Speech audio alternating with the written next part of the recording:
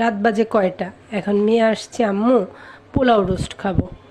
আর মেয়ে তো মেয়ের বাপও কোনো অংশে কম না, মেয়ের আবদারের সাথে তারও শুরু হয়েছে। এদিকে আমার ভাত রান্না শেষ, টমেটো দিয়ে আমি পাতলা ডাল রান্না করছি, যে গরমটা পড়ছে করলা ভাজি করছি আলু দিয়ে।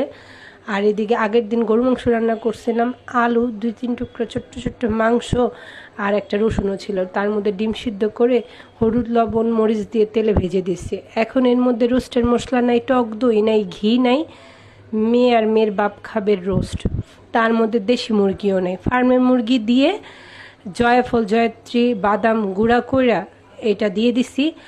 আর দুধের মধ্যে লেবু দিয়ে দিছি, রস দিয়ে টক দই তৈরি করে নিছি, এলাচ দারচিনি দিয়ে লবঙ্গ দিয়ে ভালো মতো পেঁয়াজ বাটা রসুন বাটা আদা বাটা দিয়ে তৈরি করে নিছি। দেখেন রাত কয়টা বাজে আপনারাই বলেন।